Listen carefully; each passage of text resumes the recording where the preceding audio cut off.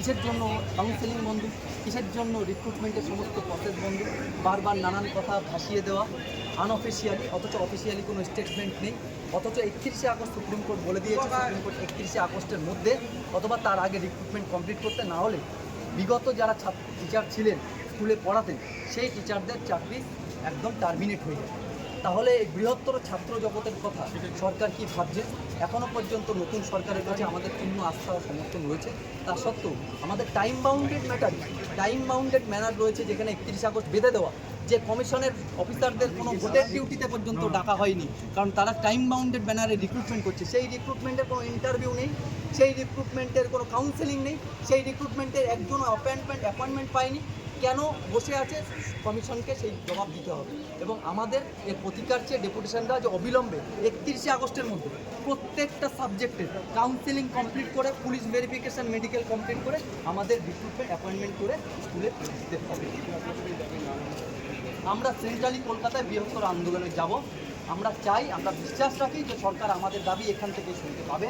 আমরা যথোপযুক্ত জায়গায় এসে চেয়ারম্যান সাউথ ইস্টার্ন রিজন, আমরা নদিয়া উত্তর চব্বিশ পরগনা ডিস্ট্রিক্টের থেকে গ্রুপ সি, গ্রুপ ডি, মাধ্যমিক এবং উচ্চ মাধ্যমিকের টিচাররা এবং ফ্রেশার প্রার্থী যারা ইম্প্যানেন্ট তারা এসেছি এখানে সরকারের কাছে আমাদের দাবি দেওয়া জানানোর জন্য। তার প্রতিনিধি হিসেবে চেয়ারম্যানের কাছে আমরা লিখিতভাবে। আমার নাম সুমন দাস, আমি পলিটিক্যাল সায়েন্সে এমপ্যানেল। 21শে জানুয়ারি প্যানেল বেরিয়েছে, সেই প্যানেলের 6 মাস পার হয়ে গেছে, এখনও পর্যন্ত একজন সিঙ্গেল ব্যক্তিও পর্যন্ত অ্যাপয়েন্টমেন্ট পায়নি। সেই কারণে আমরা প্রত্যেকেই এসছি এখানে। ইন সার্ভিস অনেক সিনিয়র দাদা দিদিরা আসছেন যাদের চাকরি সামনের মাসে চলে যাবে। ঠিক আছে, সেক্ষেত্রে আমাদের কী করণীয়, সরকার কী ভাবছে সে ব্যাপারে সরকার লিখিতভাবে স্পষ্ট ইঙ্গিত দিক এবং এই রিক্রুটমেন্ট সদর্থকভাবে এই রিক্রুটমেন্টকে সম্পন্ন করবার ব্যবস্থা করি। কোনো আর্গুমেন্ট নয়, কোনো অন্তর্দ্বন্দ্ব লাগানো নয়, কোনো সুপ্রিম কোর্টের কোনো অর্ডারকে সেটা জুডিশিয়াল মাইন্ডে সেটাকে ইমপ্লিমেন্ট করা, অর্ডারকে ফলো করা, তার ফাঁকফোকর বুঝে কোনো কন্ট্রোভার্সিয়াল কথা না তুলে আসলে জনস্বার্থ চিন্তা করে ডিসিশন নেওয়া অ্যাজ আর্লি অ্যাজ পসিবল। সে কারণে আমরা আমাদের ডিসিশন নিতে এসেছি। আমার নাম সুমন দাস, আমি হাবড়া থেকে এসেছি। আমি উত্তর চব্বিশ পরগনা এবং নদিয়া ডিস্ট্রিক্ট যেহেতু সাউথ ইস্টার্ন জোনের মধ্যে আছে সার্ভিস কমিশনে, সেই কারণে আমরা ডিসিশন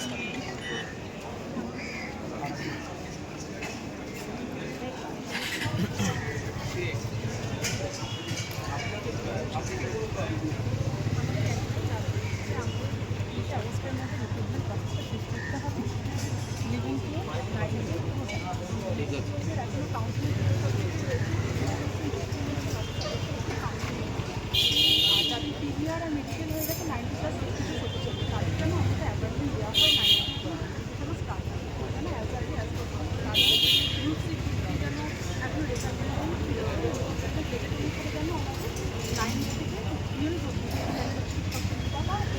যারা আছে তাদের জন্য কাউন্সিলিং করানো হয় এবং 9 প্রসেসটা স্টার্ট হয়। তাই আজকে আমাদের কাছে জানি আমরা শান্তিপূর্ণভাবে বড়